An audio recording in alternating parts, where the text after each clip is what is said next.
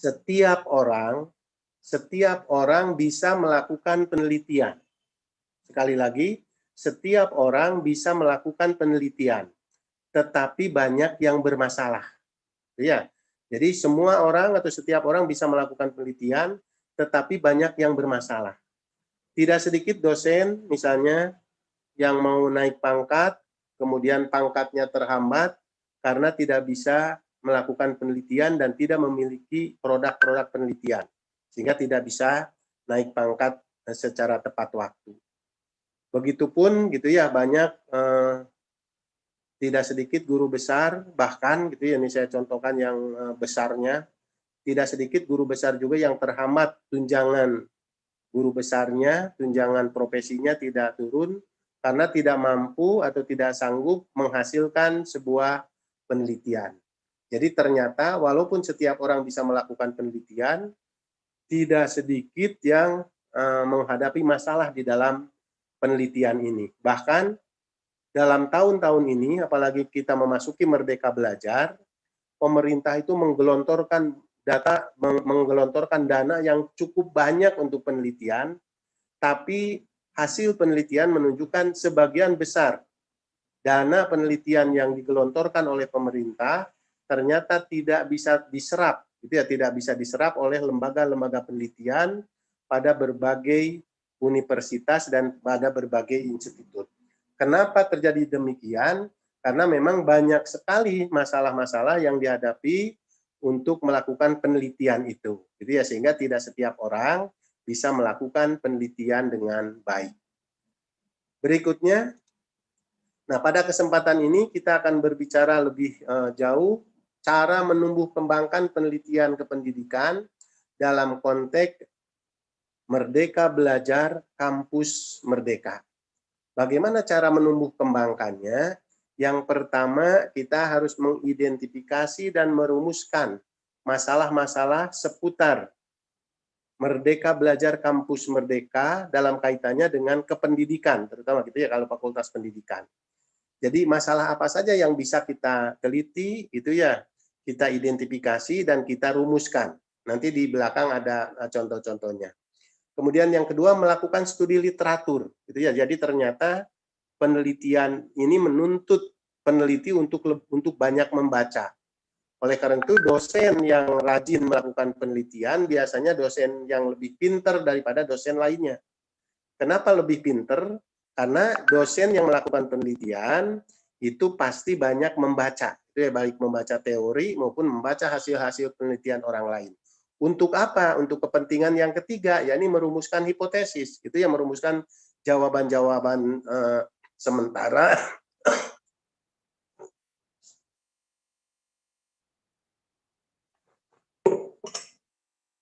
merumuskan jawaban-jawaban sementara terhadap kebijakan-kebijakan yang digulirkan.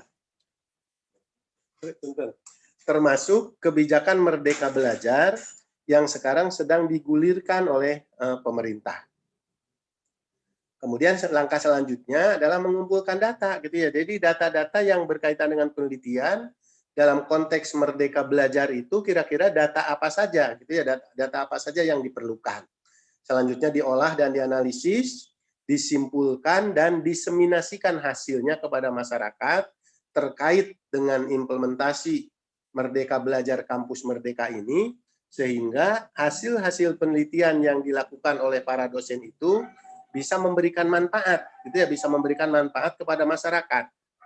Selama ini banyak hasil-hasil penelitian baik pada universitas-universitas besar, apalagi pada universitas-universitas kecil, hasil penelitian ini kebanyakan hanya disimpan, gitu ya, disimpan di perpustakaan, tidak digunakan hasilnya untuk kepentingan masyarakat atau untuk perubahan masyarakat. Itu yang sangat disayangkan, gitu ya, sehingga pemerintah menggelontorkan banyak uang, menggelontorkan banyak dana, tapi tidak memberikan manfaat yang optimal.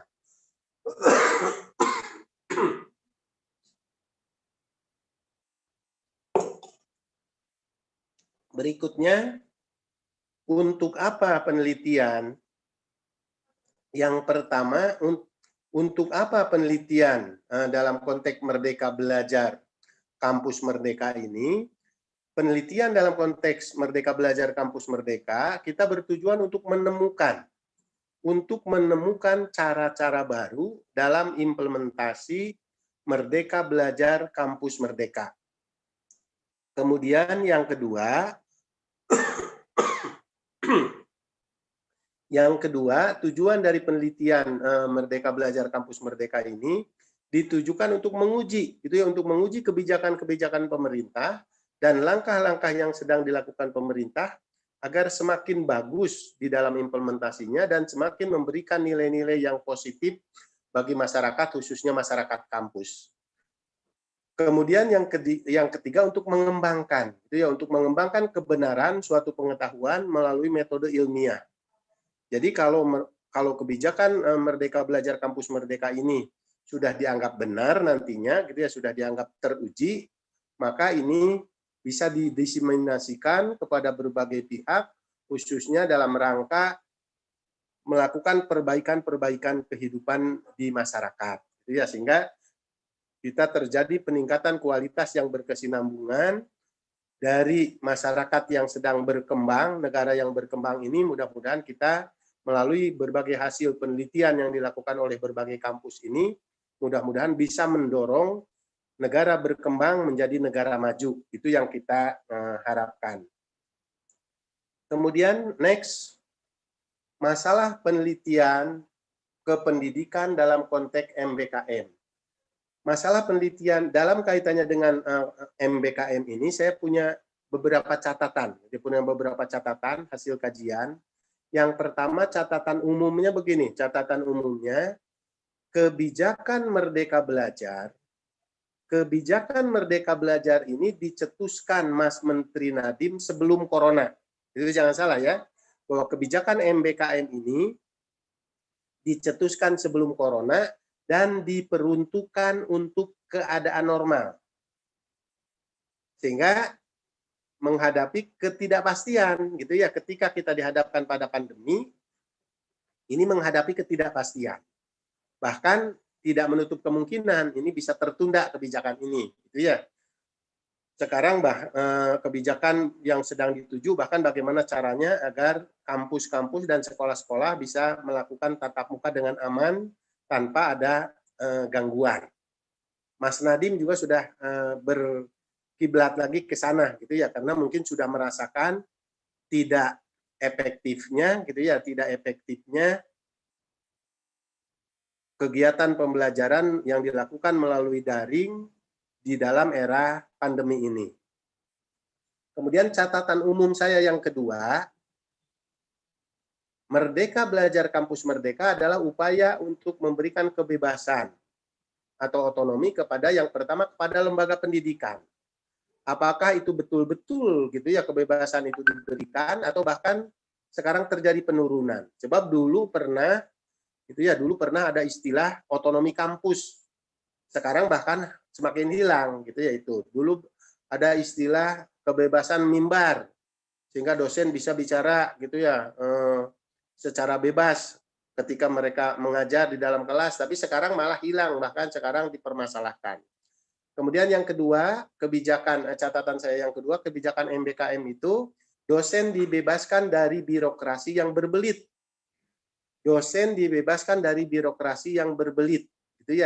Nah, ini hampir menyamakan kondisi dosen dengan guru, karena guru katanya banyak tugas administratif yang berkaitan dengan rencana pembelajaran. Padahal kalau dosen dari dulu sampai sekarang itu dosen itu mandiri, mandiri, memiliki kalau punya rencana yang singkat, padat, tapi tidak hanya tertulis. Setiap dosen biasanya punya rencana yang tidak tertulis dan itu yang biasanya lebih dipedomani oleh para dosen, berdasarkan hasil-hasil penelitian. Nah, ini juga perlu dilakukan penelitian apa betul sekarang dibebaskan dari birokrasi. Kemudian yang ketiga, catatan umum yang ketiga dari MBKM, mahasiswa diberikan kebebasan untuk memilih. Tapi di dalam kurikulum ada kurikulum reguler yang sama dengan yang dulu, sehingga boleh jadi kampus-kampus hanya membuat kurikulumnya. Tapi di dalam implementasi pembelajaran terjadi kendala dan terjadi hambatan. Oleh karena itu, hal ini semua perlu penelitian terutama dari segi kependidikan, baik berkaitan dengan perencanaannya, pengorganisasiannya, pelaksanaannya, maupun pengontrolannya. Next.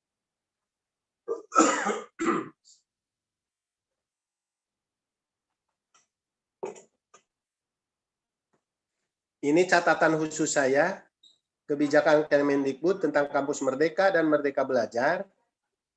Yang pertama tekanannya dengan pembukaan prodi baru. Itu boleh diteliti gitu ya, tapi mungkin ini penelitiannya penelitian kelembagaan, bukan penelitian kependidikan. Itu berkaitan dengan implementasi Permendikbud nomor 7 tahun 2020 tentang pendirian, perubahan, dan pembubaran PTN dan pendirian, perubahan, dan pencabutan izin PTS. Gitu ya, apakah betul-betul tidak nepotisme dan sebagainya, itu perlu dilakukan penelitian. Kemudian yang kedua, sistem akreditasi yang berkaitan dengan Permendikbud nomor 5 tahun 2020 tentang akreditasi prodi dan PT. Ini juga perlu diteliti kembali apakah betul akreditasi itu menggambarkan kualitas kampus, gitu ya. Atau seperti kata Nadiem, gitu ya, akreditasi itu ya tidak menggambarkan yang sebenarnya, gitu ya. Jadi hanya membuang-buang waktu saja. Kemudian yang ketiga, perguruan tinggi negeri berbadan hukum. Saya kira ini hanya untuk yang negeri dan yang berbadan hukum diberikan kebebasan gitu ya di dalam perubahannya. Dan yang keempat, ini yang memungkinkan untuk diteliti melalui penelitian kependidikan adalah hak belajar mahasiswa 3 semester di luar prodi. Jadi 3 semester mereka bisa melaksanakan belajar 2 semester di luar kampus, di perusahaan yang sesuai dengan prodinya, atau di kampus orang lain, dia di kampus lain selama 2 semester. Kemudian 1 semester lagi di kampus tapi di luar prodinya sendiri, seperti peminatan gitu ya, atau seperti mayor minor kalau zaman dulu. Nah, ini di dalam Merdeka Belajar akan dihidupkan kembali bagaimana agar mahasiswa itu tidak 100% belajar di prodinya sendiri. Tapi mereka diberikan kesempatan gitu ya belajar 2 semester di luar kampus, di perusahaan atau di lembaga-lembaga yang sesuai untuk magang dari jurusan, dan 1 semester di dalam kampus tapi di luar prodinya sendiri. Ini juga memerlukan penelitian termasuk dalam penelitian kependidikan, terutama dalam pelaksanaan magangnya, dalam pembimbingannya, dan di dalam penilaiannya. Itu semuanya memerlukan penelitian. Nah, itu catatan-catatan saya, baik catatan umum maupun catatan khusus. Kemudian yang berikut, next.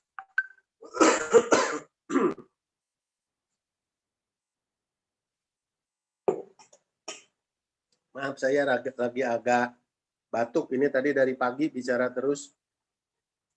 Ini berkaitan dengan kriteria, Pak. Yang berikutnya tolong, next. Kriteria pemilihan masalah penelitian kependidikan dalam konteks Merdeka Belajar Kampus Merdeka.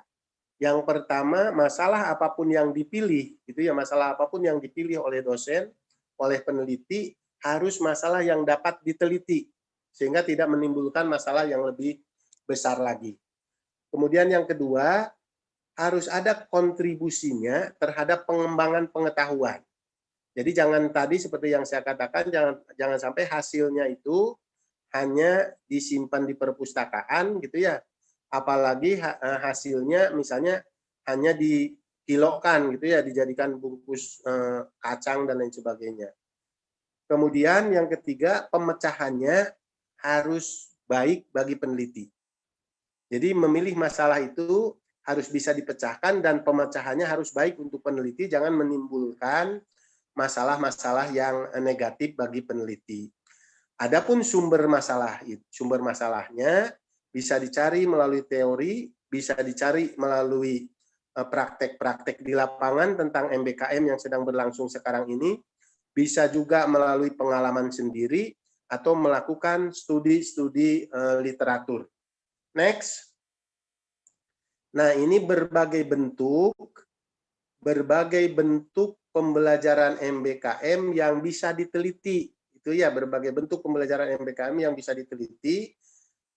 Kurang lebih gitu ya, ini kurang lebih saya katakan kurang lebih karena boleh dikembangkan lagi gitu ya oleh setiap kampus, boleh dikurangi gitu ya, disesuaikan dengan kondisi kampus, mana yang mau dijual atau mana yang mau diteliti. Yang pertama berkaitan dengan magang atau praktek kerja.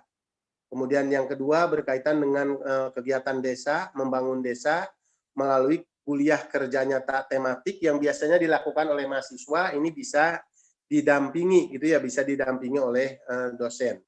Kemudian pertukaran pelajar, studi atau proyek independen, kemudian kegiatan wirausaha, proyek kemanusiaan, penelitian atau riset, dan asistensi mengajar di satuan pendidikan. Next, ini penjelasannya, bentuk pembelajaran Merdeka Belajar di luar kampus yang bisa diteliti, antara lain yang pertama berkaitan dengan magang atau praktek kerja, kegiatan magang di sebuah perusahaan atau di sekolah, gitu, yayasan nirlaba, organisasi multilateral, kemudian institusi pemerintah maupun perusahaan, itu semua bisa diteliti, gitu ya, karena ini antara lain kegiatan ini wajib dibimbing oleh seorang dosen pengajar, dan untuk melakukan perbaikannya ini perlu adanya sebuah penelitian. Kemudian yang kedua, proyek desa.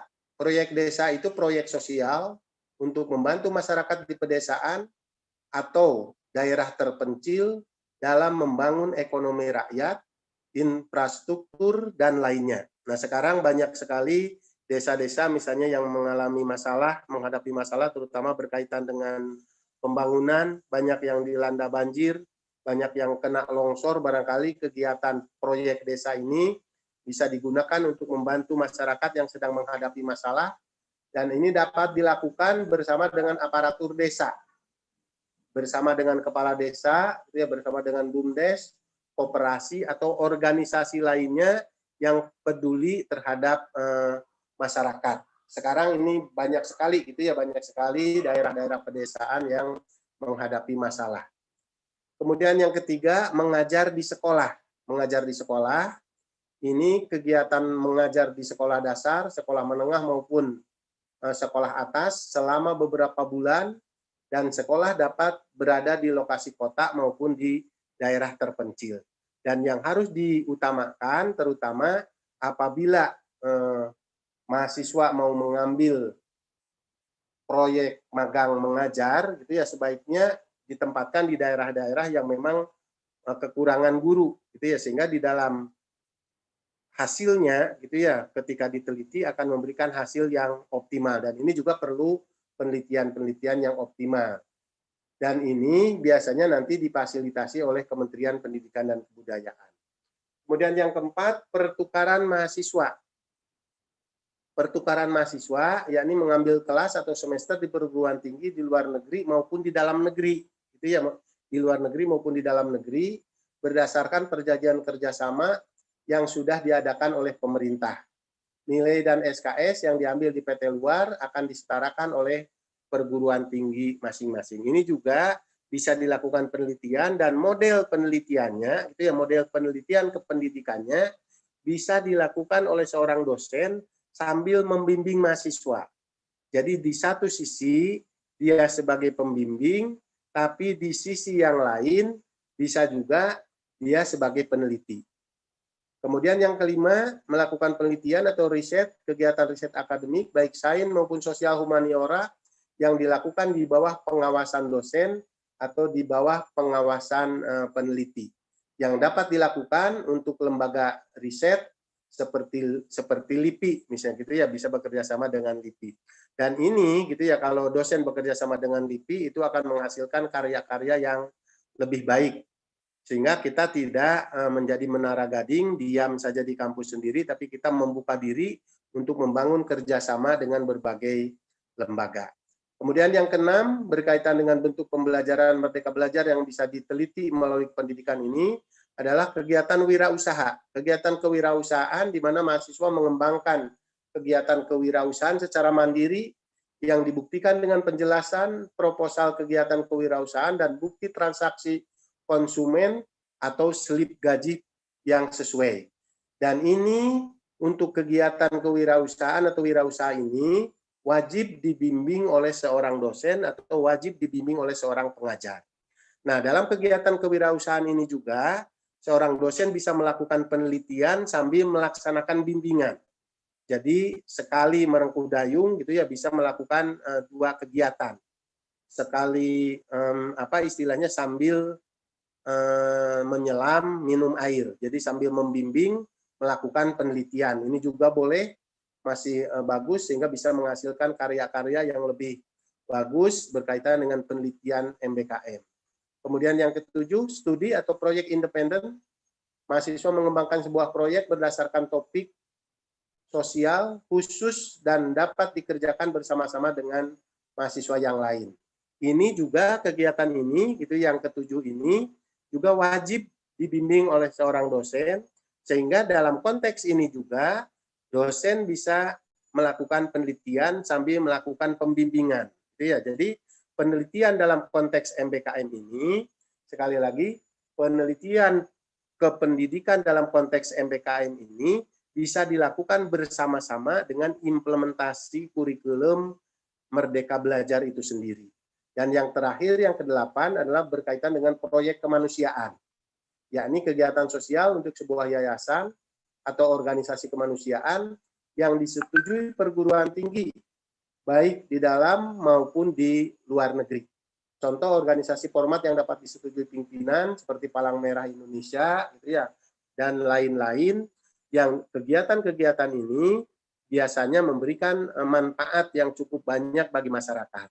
Dan ini juga gitu ya bisa diteliti melalui penelitian kependidikan bagaimana terutama berkaitan dengan pembentukan karakter, gitu ya. Pembentukan karakter lewat proyek-proyek kemanusiaan. Dan kegiatan ini gitu ya sejalan dengan prinsip pengembangan kurikulum kontekstual. Jadi belajar mahasiswa tidak terbatas di dalam kampus, tapi mereka lebih banyak belajar di luar kampus. Dan ini gitu ya manfaatnya harus diteliti secara real. Dan hasil penelitian bisa disampaikan kepada kementerian untuk dijadikan bahan-bahan melakukan perubahan. Jadi jangan sampai kampus itu gitu ya kampus kita itu dijadikan sebagai sebagai proyek gitu ya proyek implementasi kebijakan pemerintah yang terus berubah gitu ya tanpa ada evaluasi. Itu pentingnya penelitian gitu termasuk pentingnya penelitian kependidikan dalam konteks Merdeka Belajar Kampus Merdeka. Sebab kalau tidak dilakukan penelitian-penelitian yang optimal gitu ya boleh jadi kampus itu hanya menjadi menara gading gitu ya, tidak memberikan manfaat bagi masyarakat sekitarnya. Oleh karena itu mudah-mudahan gitu ya kegiatan workshop ini bisa menjadi awal gitu ya bisa mengawali untuk menumbuh kembangkan penelitian khususnya penelitian-penelitian kependidikan baik yang berkaitan dengan perencanaan, pelaksanaan maupun evaluasi kependidikan dalam konteks Merdeka Belajar Kampus Merdeka. Sekali lagi inti dari kegiatan dari Merdeka Belajar Kampus Merdeka itu yang pertama memberikan kebebasan kepada lembaga untuk memberikan layanan yang optimal baik di kampus maupun di luar kampus. Yang kedua memberikan kebebasan kepada dosen untuk menjadi dosen penggerak. Gitu ya, sekarang itu ada istilah dosen penggerak yang menggerakkan dosen lain dan mahasiswa untuk memberikan layanan dan pengaruh yang positif kepada masyarakat sehingga terjadi perubahan-perubahan ke arah yang lebih baik. Kemudian yang ketiga berkaitan dengan program perkuliahan. Mahasiswa diberikan kebebasan untuk mengambil kuliah tidak terbatas di kampus sendiri. Dia bisa mengambil kuliah 2 semester di luar kampusnya sendiri, baik di kampus orang lain maupun di perusahaan. Dan 1 semester bisa diambil di kampusnya sendiri, tapi di luar prodinya. Gitu ya, sehingga 5 semester dia ngambil di prodinya sendiri, 3 semester bisa mengambil di luar prodinya sendiri. Dan untuk melakukan perbaikan-perbaikan atas program-program Merdeka Belajar Kampus Merdeka ini, diperlukan masukan-masukan dari berbagai pihak. Dan masukan-masukan yang paling berharga adalah masukan-masukan yang didasarkan pada data hasil penelitian. Oleh karena itu mudah-mudahan dengan digulirkannya kebijakan Merdeka Belajar Kampus Merdeka ini para dosen semangat untuk melaksanakan tridharma yang kedua, yakni penelitian. Jangan terlalu banyak menghabiskan waktu untuk mengajar, gitu ya, apalagi mengajar pindah dari kampus ke kampus, dari kampus ke kampus yang satu, dari kampus satu ke kampus yang lainnya.